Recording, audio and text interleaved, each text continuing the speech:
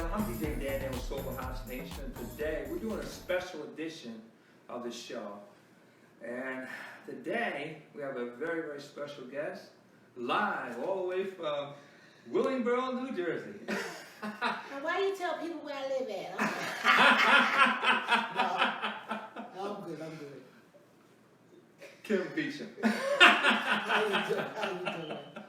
Yes. Well, first of all, I'm really happy that you came up, and I appreciate and that. and I'm just looking forward to this. And I know you have a very long history, but let's do this. Let's get started. We're going to do the easy stuff in the beginning. Just tell us a little bit about you. Well, my name is Kim Beachem. I'm from the capital city of New Jersey, small town Trenton. Our logo is Trenton Makes, the World Takes, and I happen to be a part of that. I'm a mother, grandmother, happily divorced. You name it, I claim it. I'm Kim, just Kim. I like to have fun. I love singing. That's been what I've loved to do. And right now, I'm just happy that I'm able to be rebirthing something that I started 30-something years ago. So praise God for that. And I thank you for the opportunity of having me here. I really appreciate it. So. I also, just before we get started, really good, I want to give Pasquale Landi out of Italy a big shout out, because he's the one who brought you to my attention. Now, of course, I knew about you from back in the day, but he was like, oh, Dan, she's doing new stuff. So, but we'll get into that. Yes. So again, big shout out to Pasquale Landi. Thank you so much. All right. So now, let's move on a little bit. Who were some of your early music influences? Some of my earlier influences would be like Shirley Caesar, Aretha Franklin, Shirley Murdoch.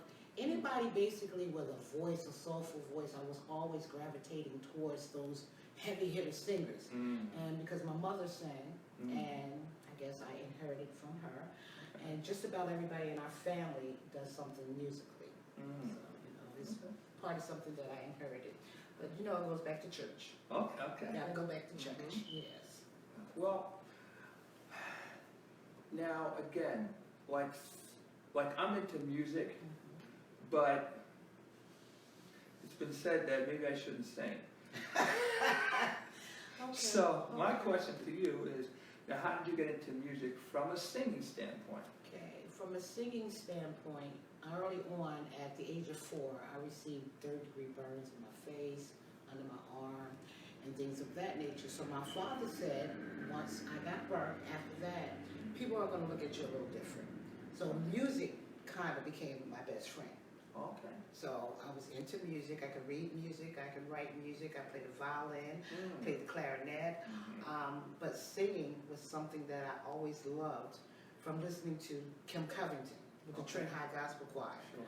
And it was just something that I just wanted to do. I said, oh, I would like to be that person up there standing. Then we also had another young lady from the city of Trenton by the name of Grace Little. And she grew up singing Al Albert Showcase, phenomenal singer. And I was like, wow, we became best friends. And I was kind of shy from having this face where people would call me patch face or whatever. I wasn't secure in what I wanted to do until after people started hearing me. They said, oh, well, you got it, girl. And I still kind of laid back and sit back in the corner somewhere. I don't have to be in the front or anything like that. Well, I would tell you, I would say, just as an aside, most of the people that I talk to that are in the arts, music, et cetera, when they come off the stage, they're not necessarily like the person that has to be in front. They might be a lot more laid back, et cetera, et cetera. So that's, I mean, look at Michael Jackson. Forget about it.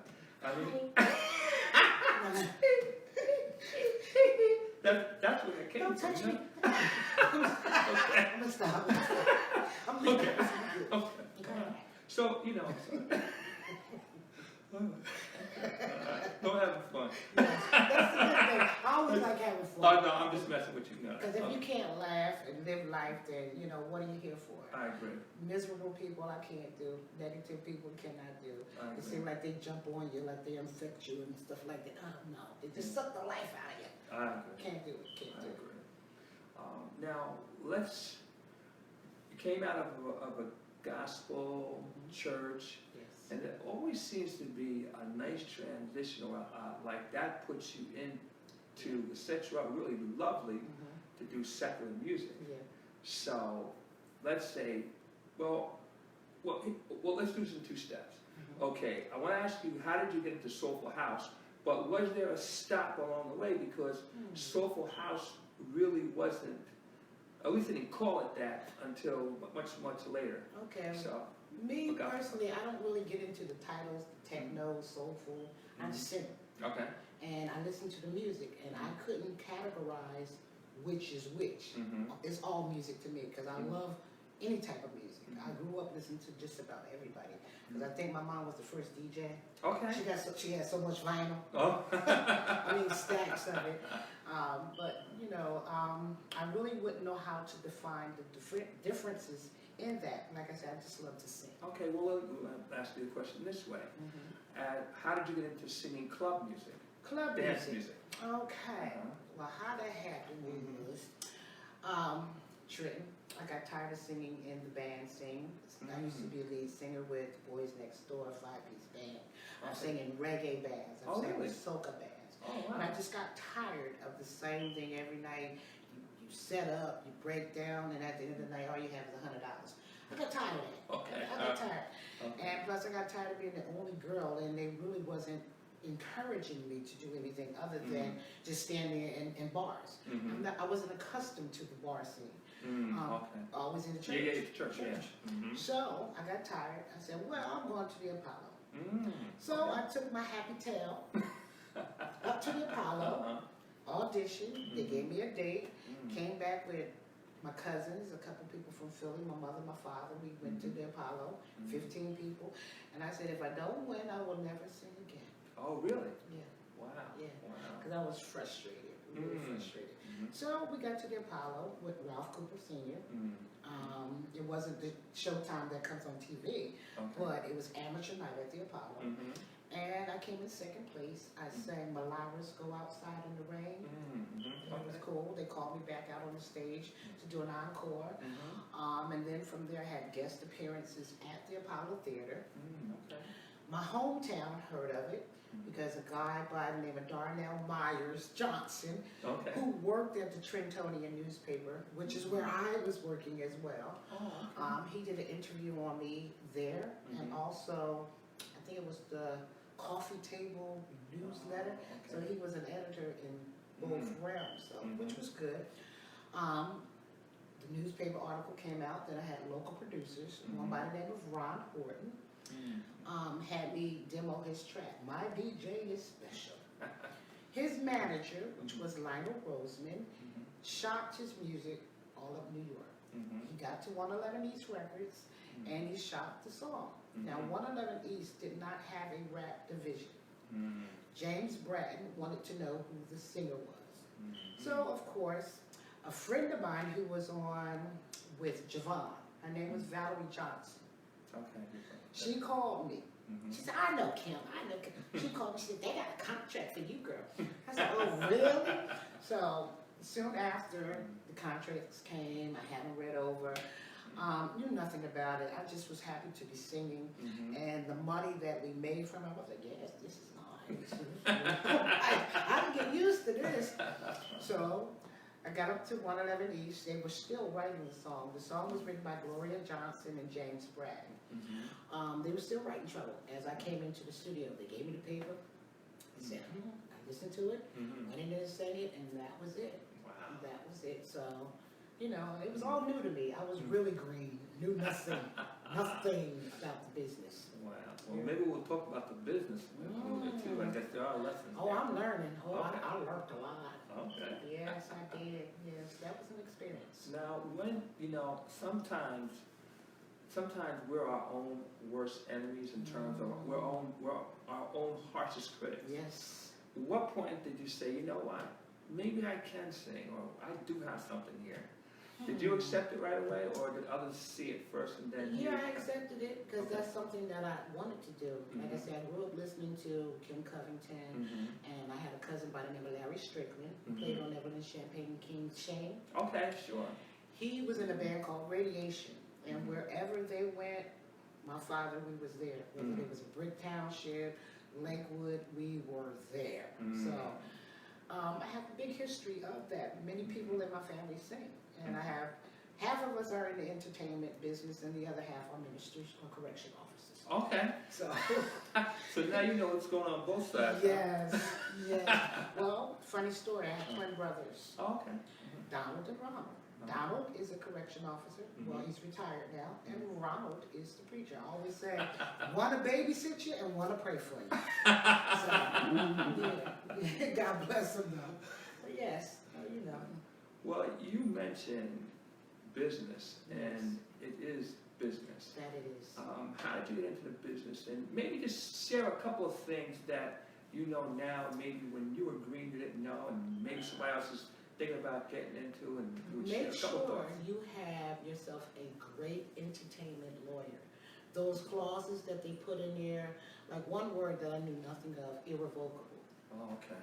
I knew of it then, because as trouble went on, doing well, on the label, 111 East just disappeared. They went out of business, they didn't call none of the artists, they said nothing. So I was ticked off. Okay. I was like, what you mean? Can't find anybody. And I was stuck for years. And I was like, wait a minute. I gave 9 months of I have a daughter. I was pregnant the whole time. Nobody knew I was pregnant. Okay. I was in trouble, singing trouble. Okay. Did all my shows. I had a show in Hoboken, October 9th. My daughter was born October 8th. So I was in the hospital, got out of the hospital and did the show. So I did it because I needed the money. No, there's no health insurance benefits. So I had bills to pay. But you learn, and from that it taught me to really sit down and look at the contracts, read between the lines, because the irrevocable told me that I could not look or sound like a Kim Beachem. This is my birth name. Okay. So I had to take a break. So it was a lot.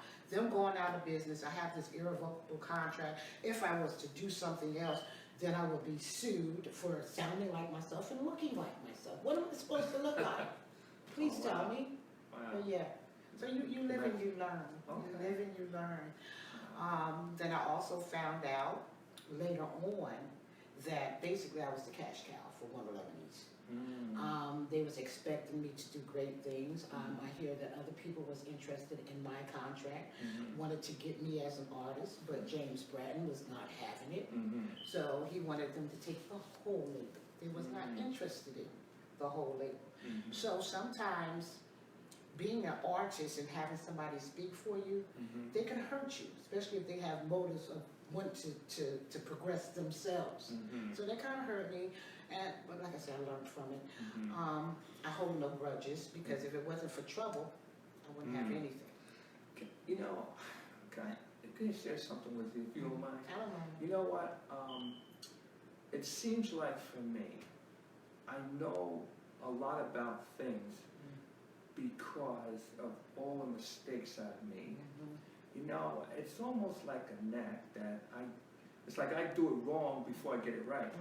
Most of us do. Yeah. That's why I don't go bungee We're jumping. human. No, I ain't doing that. That's not. Yeah. I don't have the connection for that connection. No. Well, that's one of those deals. But, you know, I know a lot of things only because I've had situations and then I had to straighten them out. And then now I know going forward either not to do that again, or if it's something that you can avoid and you have to do it, I know the best way to work through some of those things. Yes, So. conflict resolution. That's one thing. How to deal with difficult and ignorant people. We do it every day. Right, you know, certain things you just can't allow people to take away your joy, your spirit. You can't let somebody kill your spirit, because we were all put here to do things, and we all have our own special gifts, our own special talents, and depending on when you realize what your talent or your gift is and whether you use it, then you'll be running around in circles forever. You know, you'll just be going to tests and trials. But without no test, there's no testimony. I know, I agree. But I gotta tell you something. Sometimes I would rather not have to do the test. Why you gotta teach me? I'm not hard-headed. No. Like they say, a hard head make a soft tail, right? Oh, that's right. Really? Yeah, I grew up in that time. Oh, okay. Yeah. Oh, yeah, that's right. Spare the rod, spoil the Yeah, child. and thankful to still have both my parents with me, so God thank bless God. them, yes.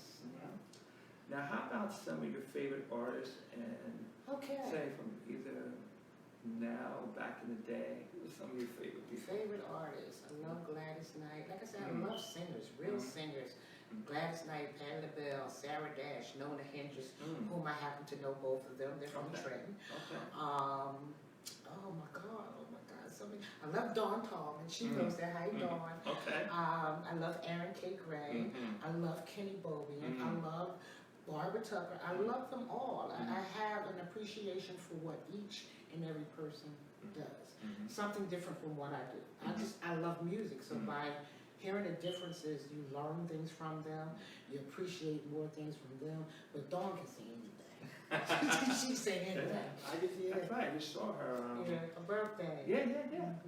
November baby. I was coming. Okay. I was coming that evening, but my baby needed a babysitter. So Okay. I wasn't going to leave my baby. But so you know. Now, how about this? Who are some of the people that you've sung with along the way? Okay. Along the way, remember the group Bosnor? Mary and Maury. They're from Trenton as well. Okay. Mary, a little girl, grew up with her in church, Friendship Baptist Church. Albertina Walker, sang with John P. Keys, all growing up in the church. You name it, we've done it. The Clark sisters, Tommy Tribbett, they all used to visit our church. So we had an abundance of entertainers coming in. But to sing with anybody, I'm fortunate enough to be a part of the Weekend Hill Choir, so I get to sing with them all. Okay. All the greats, Viola Sykes. Oh, okay. Yes, all of them. All of them are there. Kenny, Aaron, but Aaron won't be there this year. My brother Paris Harrison and a lot of other people. But I just have to thank Barbara Tucker for remembering me, because she pulled me basically back in it. She's like the mother hen of house. Okay. She remembered me. She supported me back then. I was wondering how she knew I was pregnant. But she was like, "Congratulations on the baby." I'm like, "Who told you?" But yeah, she's good like that. She pulls you in. She gives you education on the business. She tries to help you out as much as possible. Like her new initiative, the Weekend Hill Choir, the Book Bank Foundation, and Shelter to the Streets. They've been doing it 22 years. Her manager, best friend, Dr. Sweetie G. Remember Sweetie G, right? The rapper. Oh, okay. That's who Glenn Toby is. Oh, Dr. Sweetie G. Okay. So basically, our initiative is his life story of what he's gone through. I'll let him share that with you. You guys got to come out the 13th of December at Zoe Ministries, where, like I say, this initiative is in many states: Georgia, North Carolina, New York City, and there are other states where Book Bank Foundation is. So, I'm just, excited that I'm able to, just be back and people somewhat remember me. So. Is there anybody on your bucket list that you would like to sing? Yeah, Fred Hammond. Fred Hammond. Oh, really? Give me some. I would love to sing with Fred Hammond, because I haven't. Okay. Dwayne Woods. Anybody really. Anybody that want to work with me, I'm willing to. Okay, let's do it. Here we go. Shooby-dooby-doo. Wait a minute. Let me get back to you. Let me get back to you, all right? Okay. Let's not be like Sandman Sims and pull you off the stage. But yes. Okay. Next. Now, Okay. now, how about this? Now, you sang back in the day, and now you're singing again. Tell us about back in the day versus today, and what's your, is it the same, is it different, or what give us your take on it. Right now, I'm premature on getting back into it, because you can't do shows without material. So you have to have current material. Like, most people are under the misconception that the only record that I had was Trouble. If they were to look me up, they'll see that I've had records from whenever trouble came back, way back there in the Diamond Prehistoric ages, all the way up to 2004 and beyond. So I continued to sing, but I just didn't support it because I had wife, mother, children, cook, work, this. So something had to give. Now, the money was good back then. Okay. Now, I'm hoping to find out and see if the money's good still. We'll find out, though. We'll definitely find out. But I'm just trying to reach people with my message, and hopefully that's something that can help somebody, give them some kind of encouragement. Because like I said, there wasn't many people that would encourage you. Right. Most people think it's like cliquish. If you didn't know somebody, then you wasn't singing, or you wouldn't be there. But by the grace of God, I'm here. And I'm just thankful for all the different opportunities that I have had. Like I said, Barbara, Paris, they got me started back in. I had like a couple projects, like 6 or 7 songs with Aeon Star that are yet to be released. All right, So, now. yeah. Okay, put us on the list. No.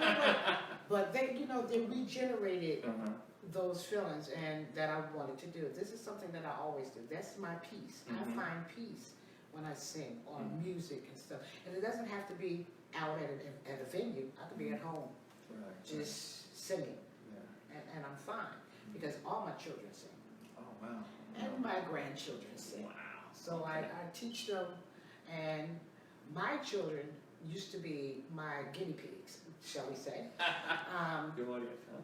Well, no, not that. My son used to be the tenor. Oh, okay, I get you. My middle daughter used to be the she used to be the soprano, and my oldest daughter would be the alto. And prior to me going into the studio, sing this, sing this, sing this, and that way I could actually hear what was going on.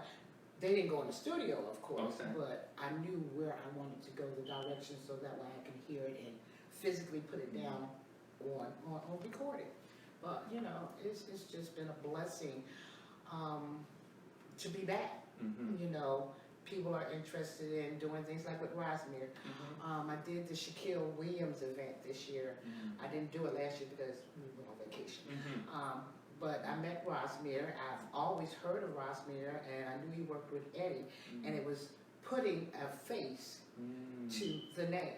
And so all Mantry was doing their thing that day at Branchbrook Park in Newark, and I felt like a little, lonely person, but I blended and meshed well with all the other artists, and it was a great experience.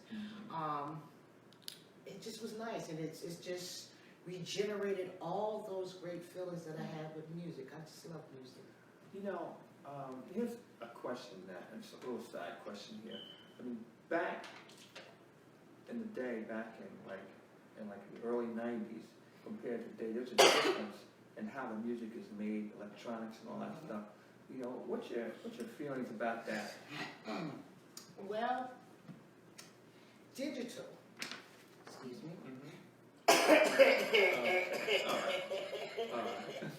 Okay, digital is like something that's not tangible. You can't hold it in your hand. That vinyl, you had it in your hand.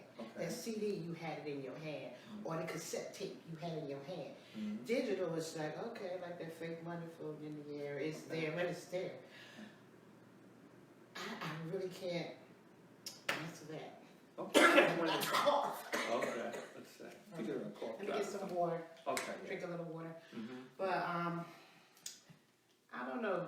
Technology, they seem to always be upgrading everything, and I think it loses out really, because playing a record and stuff, I really, you feel it more, I think. But how about the vocals? I mean, how do you? Are the vocals, or what's your sense of that? I guess, because I'm not an engineer. I don't know.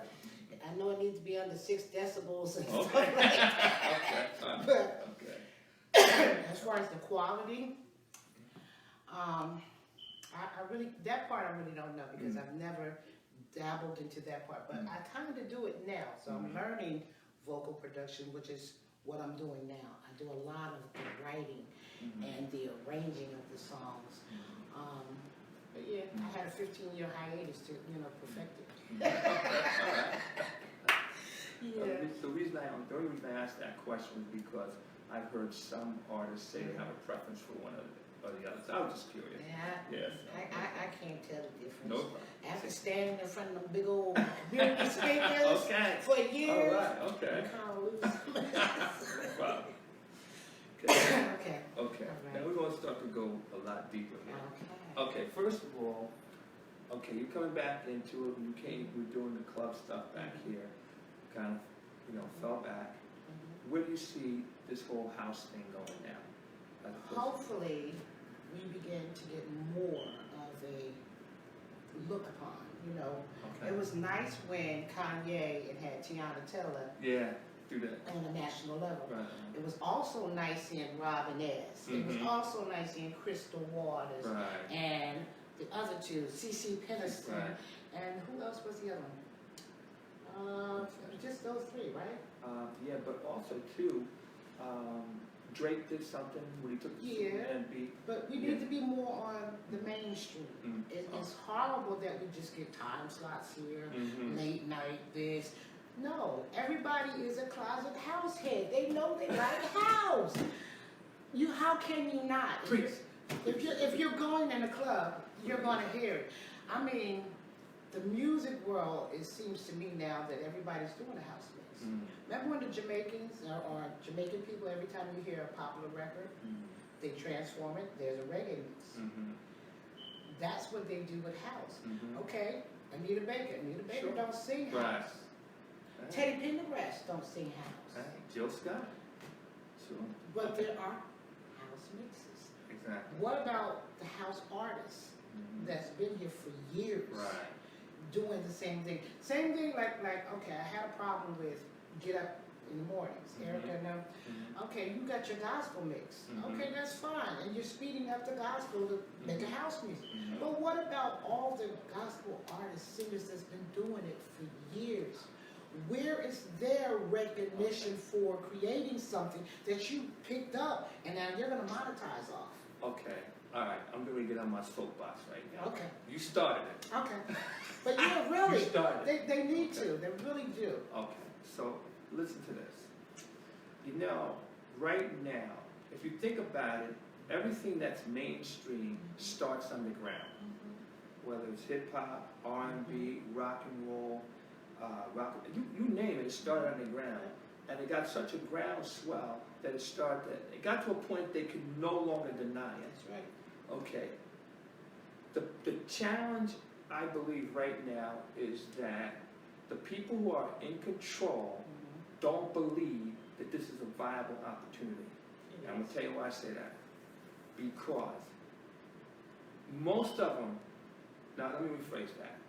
Many of them could care less what the music is. Yeah, or sound It's, like. yeah, or what it's saying. can we make money with this? Yeah, that's the whole thing. And if they believe we can make money, then I think they'd get behind it. Yeah. But see, our job is to keep doing what we're doing. Because in the beginning, remember when they said rap, oh, that's not music, oh, they need to stop that, and ain't nobody cut the book.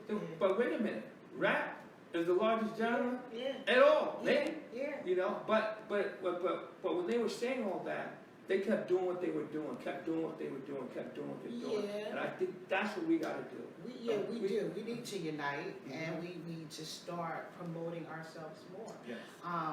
What good is having a record if the record stations aren't playing them, if the people aren't buying them? I mean, yeah, Right. you got a record. Right, yeah. It's a coaster. Mhm. Okay? Right. But we need the support. But house, like I said, we're not negative. The world seems to be stuck on negative. If it's negative, then they like it. Mhm. Look at all the reality shows. The more you degrade yourself or put yourself out there, exposing it, that sells. Mhm. It's a shame that, like, house music is about love. Mhm. It's about unity. It's about peace Mhm. and our trials and tribulations.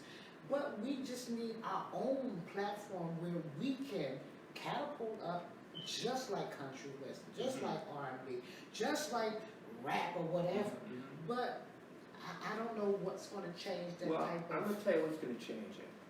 It's interviews like this. Yes. People getting to meet Yeah. Kim. People getting to hear your voice. Somebody. So here's my attitude. I hope that somebody who's in position has the courage to say, you know what, I'm going to take a shot on it. Yeah. But we really can't wait for that. No. We got to do our thing. Time is of the essence. Now, if we were internationally, then we would be recognized more. South Africa loves house music. Yes. Greece, Italy, Rome, anywhere you go, they love house music. But here in America, yeah, hey, look, we're listen, behind the game. listen, with rock and roll, Yes. they kind of had to go to England, then come back to us. To Europe, then come back to us. Well, So, I guess that's the only way you're gonna make it. You gotta go away and come on back for them to even appreciate what you're doing. And you're right here. You're right here for the season. The top, I can pick you up and touch right. you, but they don't support it like that. Or I don't know what the dilemma is or why it's that way. But house is coming back, and we're here to stay. Listen, We've been here and we staying, and we ain't gonna know it. that's right. Let's do this. Let's talk about what you're doing now. Okay. And let's go deep. I Okay. want to go deep in terms of projects and things of that nature. What I'm doing now, like I said, thank God for Barbara for bringing me back. I started working with my A&R Star family, which is Paris Harrison. I have about 6-7 tracks that we're working on.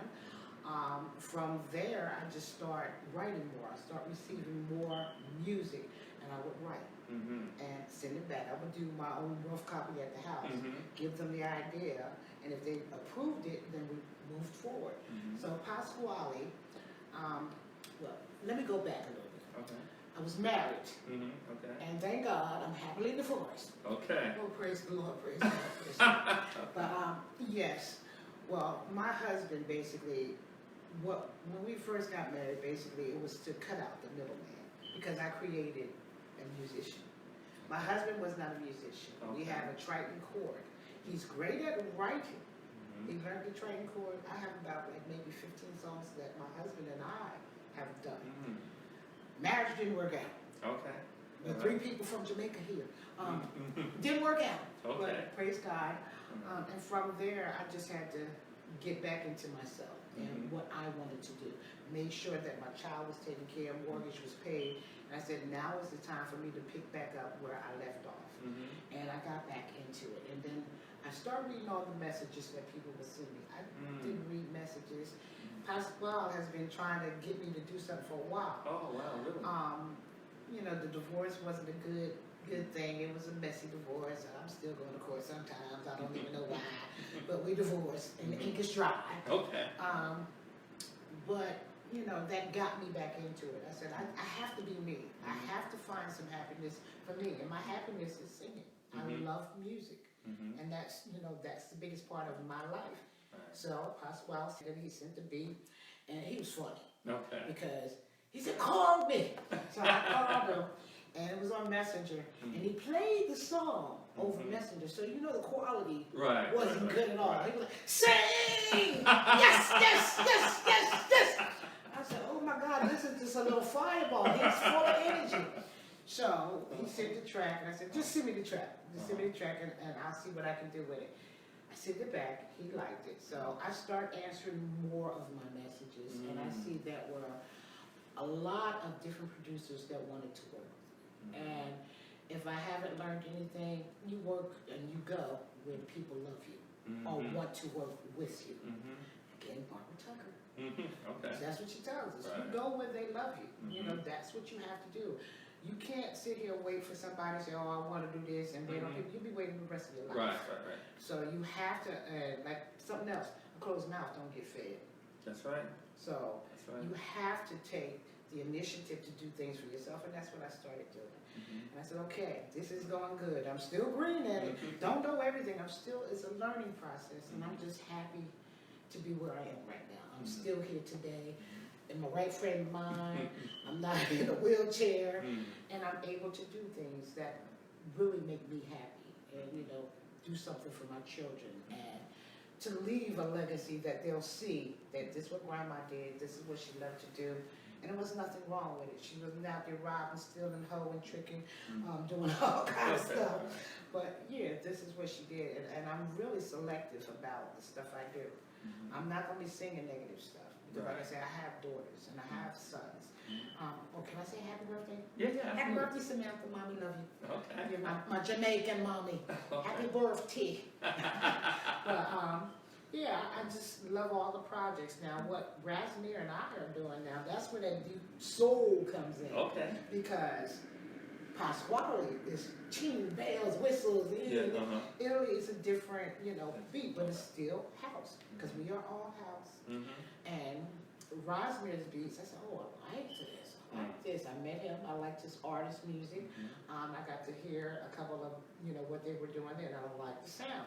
So we connected at Branchbrook Park. I gave him my number. We exchanged numbers. About a week or so later, we conversed. He sent me something. I said, okay. I sent it back to him. I said, I hope you liked it. And he did. And I was thankful that he liked it. I just was, just honored to be working with people. Really, like I said, I'm honored. Don't nobody know me. Don't nobody know me. They don't.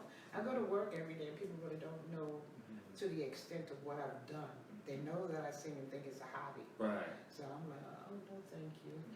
And where I'm at, we have parties every month. And we have bands that come in. One of the bands, Larry Jordan, I don't know, his daughter Claudia Jordan. That's our father. Okay. He comes to our senior center. Then we also have their Karen Domino White, Fats Domino's daughter. Okay.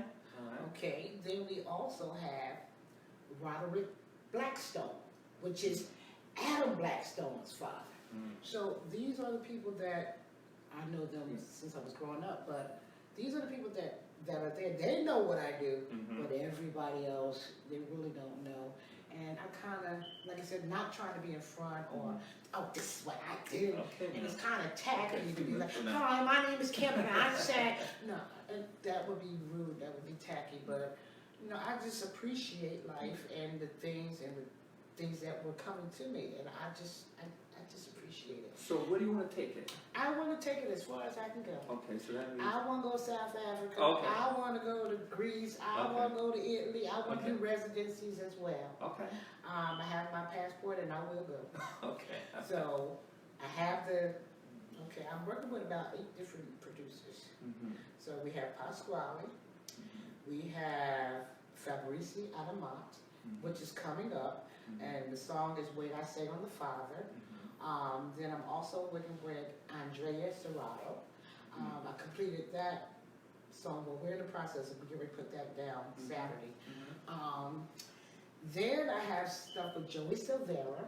I have 3 tracks with him, 2 with Pasquale. I have to write another one with Pasquale, so I have to be waiting. Andrea Corrado, I have 2 with her. Razmir, we have 2, and we're working on another family collaboration that we call You Ain't Really House. Then I'm also working with Judah Priest. Judah Priest is from Wu-Tang. He has an album coming out too, so I'm not limiting myself at all. Wherever I can get in, that's where I'm going to get in. So I'm doing a lot of writing. Then another local gentleman by the name of Reese Johnson. I wrote on his album, and I'm also singing on that. I'm loving the We Can Heal Choir. I'm a part of that as well. So things are building up, and they're building up in a good way. So, and this is, anything good, I'm about. Not saying I'm an angel. You can see it in my eyes. Okay. But yeah, so let me see if I don't want to forget anybody. Also, my uncle. He's in Las Vegas. He has a group called the Upright Lions. I have a reggae track with him. So yeah, I'm just, like I said, wherever I can get in, that's what I'm doing. All right. I do love music. Well, listen, we're getting right down to the wire here. Just want to know from you what your writing process is. So let's say if I'm somebody, first of all, this is what you do, and or if I'm a person out there considering writing, what's the process of what you do? The best way for me, sometimes if I hear something, I'll jot it down. But when I'm in the writing phase, I listen to the music. I learn the music ins and out, every bell, every whistle, every change. I hear everything. Judah would tell me, he's like, I'm gonna have to have 10, 20 tracks because she's always hearing something. I bet you, after she sing that, she's gonna come out and say, I hear something. Is wherever the music takes me or wherever I feel, a catchy hook, especially if something repeats itself, I'll concentrate on that first. Then I get the hook. Sometimes I write that first. Then if I get an ideal, like Rasmir does, he gives me the ideals. He said, give it into sin. I said, oh, okay, all right, let me think that. Okay. So then I'll come up with the words. I'll read them out. I let my little editor over there, my little honor roll students, if that makes sense. Because children basically have that innocence in them. If they like something, they're going to like it regardless of what it is, whether it's ABC and the blue-faced people sing it. Children can gauge, something that's genuine. So, I try to incorporate my children because, like I said, this is something that I'm doing for them. Because I'm not going to be here forever. I'm not going to be here forever. So, and I would like them to be able to take care of themselves and pick up where I left off. Okay. Well, we are getting right down to the wire here. Any final thoughts or anything that you would like to emphasize? Buy music. Support the artists. Don't bootleg. People put their blood, sweat, and tears into their work. For somebody to just bootleg it and they get ripped off, let the artists be appreciated for their works. House music needs a bigger spotlight on it. I just encourage people to stick to what you know. Don't let nobody discourage you. Don't let them stop you. They're just jealous. Maybe it's something that you have that they aspire to do that they can't, and they will never do it. Never let anybody throw you off your game, ever. No matter how rough it is. Even when you get to your roughest age, when the record company goes out of business, you don't know what's going on, you turn into a drunk, you got to get on welfare. Don't give up. These are just your life stories that if you can get through it, you'll be strong. And that's all I can say. Just do you, be you. Stay in your lane and just support yourself because nobody else is going to do it. You got to find, also you have to find your team. If you find people that are willing to work with you, like-minded people, then that's what you do. And you build on it. And, and you do it as a group, not I'm in front of everybody. It's a team. So, when we work together and you try to, collaborate, and that's how you do things. That's how I see it. All right. Now, if people want to contact you, follow you, support you, buy your music, how do they do it? Okay, all you have to do is dial my name. My name is Kim, K-I-M-B-E-A-C-H-A-M. Kim Beachem. I tell you that. Okay. But no, I'm on Facebook, I'm on Twitter, I'm also on Instagram. I think I might even have an old MySpace account. Oh, you do? Probably. I know. Yeah, an old one. But you can reach out to me at any time. My email address is goldenlocks. I used to have locks, so that's where that comes from. goldenlocks222@yahoo.com. Or reach out to any of the producers that I'm working with. You can reach out to Pasquale. You can reach out to Joey. You can reach out to Rosmid. You can reach out to Paris Harrison. You can reach out to Judah Priest. You can reach out to Andrea Serrato, and et cetera, and et cetera. So, all right. Wow. Well. She can shut up now. We were good. Good. Well, ladies and gentlemen, we are, again, right down to the wire here. I'm DJ Daniel with Soulful House Nation. Just want to tell you a couple of things. Number one, I do want to support Kim Beachem. She's got new music coming out with Rasmir, Mantry, and I just got the CD today. You will hear it on the Shazam Free Zone on Monday. Okay, that's number one. Number two, we have a website, soulfulhousenation.com. Go to that website and subscribe. We have a Facebook fan page and group page. It's Soulful House Nation and Soulful House Nation Group. And I'm asking you to go to those pages and to join. Now, I only ask two questions on there. Question number one is, how did you hear about us? And question number 2 is that whether or not you, how'd you hear about, what are you? Are you a dancer? Are you a producer? Or you're just curious? Doesn't matter the reason, but we just want to know that you're in. We also have a YouTube page. And once you go to YouTube, that's Soulful House Nation. We also have Instagram, that's Soulful House Nation. So we're making it happen. We're putting it out there, and we're going to continue to bring quality people for you. Tomorrow afternoon, we have Cebu kind of calling in from South Africa. As many of you know, we had a little situation there where we couldn't get the transmission. And also, too, we have Steve Mason, DJ Steve Mason, coming up again. Some of you know, you saw the 9 minutes clip there. We're going to do the full one. We're going to get that right there. So we got a lot of stuff coming. I want to thank our special guest. Thank you. Oh yeah, YouTube too. I do have a YouTube page. Okay, now. And you know, look out for our duet. Ready? I'm kidding, ladies and gentlemen.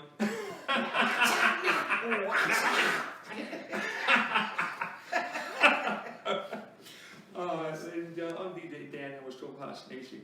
Get ready, get ready, get ready.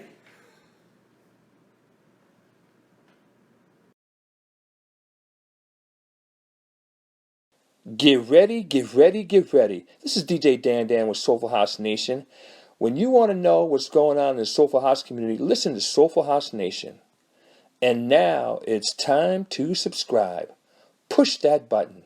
Get ready, get ready, get ready.